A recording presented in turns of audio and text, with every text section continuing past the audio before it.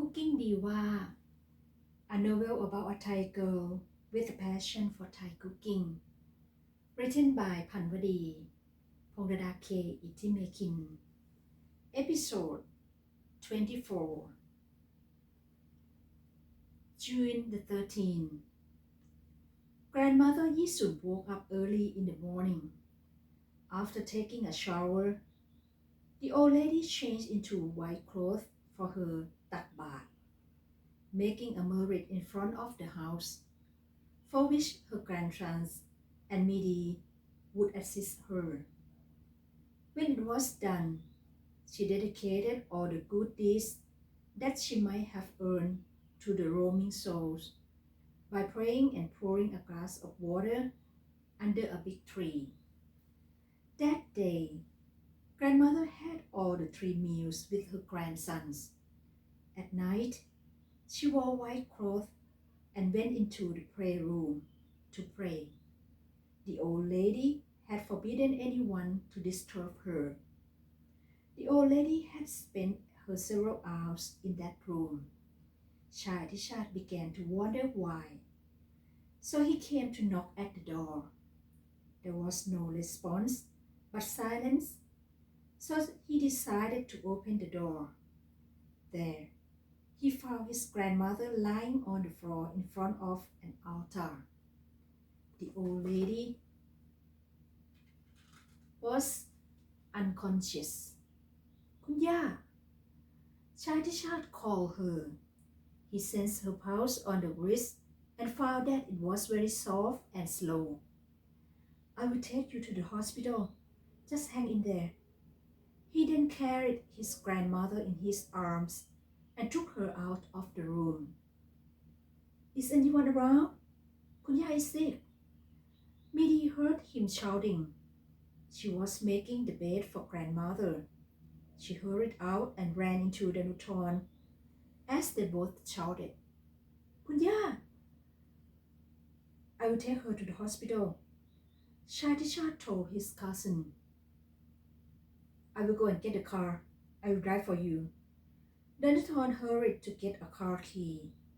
He drove a car out of a garage and parked in front of the house where Chad was waiting with grandmother in his arms and Midi standing by worriedly.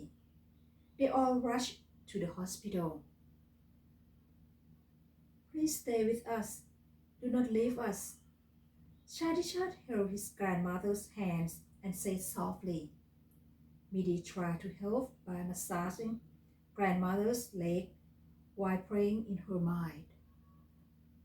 Please don't leave us, please. They had arrived at the hospital.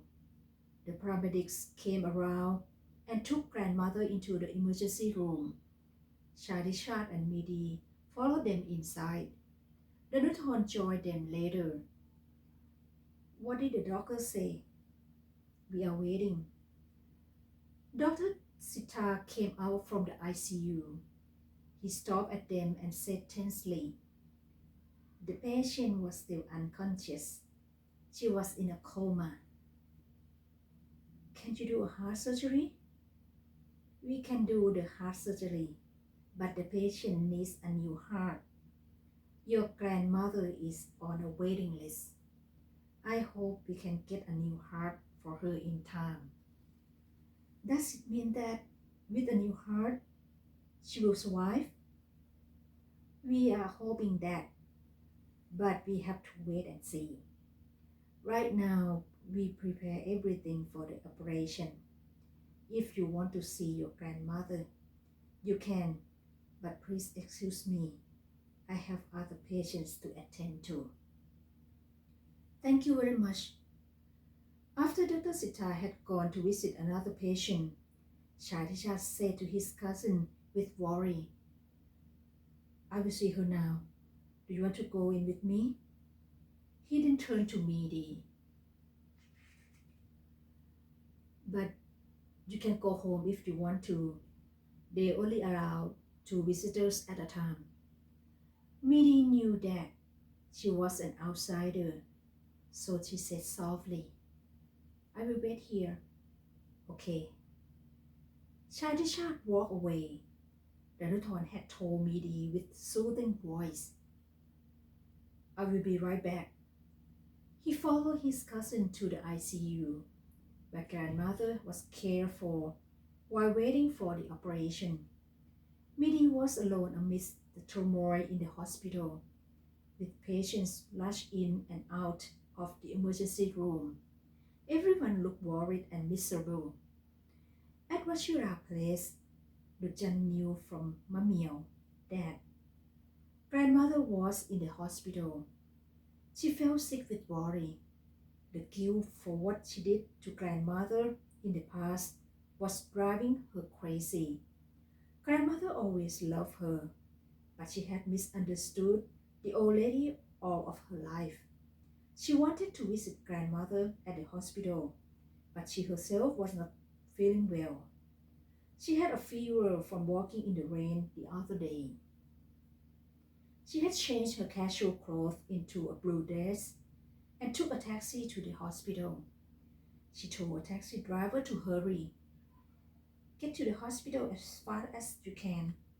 I will give you extra money." The driver, a teenager, sped up the car and drove it like he was in a race. Lujan's mind was occupied with her disappointed love. She didn't care how the driver was driving. On the way to the hospital, the driver turned the car into a local road that was a shortcut to the hospital. Carelessly, the driver did not notice that there was a big truck parked near a construction site on the roadside. The car crashed into the big truck. Boom! Everyone around the area saw the accident as it happened in front of their eyes. The paramedics rushed out to the scene. They took Dujan out of the crash taxi and carried her blood-covered body to the hospital. "I love you, Kunya," she said softly before she went unconscious. The paramedics had taken her to the ER. Dujan was standing in the midst of white clouds. She had looked around and saw grandmother Yisun in white clothes standing with an old man with white hair. Grandmother smiled at her. She smiled back. "Are you well, Kunya? I do worry about you. I wanted to come visit you at the hospital." "Thank you. I'm fine. You are fine as well." The old lady smiled again. Dujan did not get it. What did she mean by that? She was sick when she went to the hospital. She was puzzled. But when she realized what had happened previously, she cried out loud. "I'm so sorry. Please forgive me for what I have done to you in the past." "I know. I understand. You did it because you let the grief control you. I forgive you as I love you. I always do."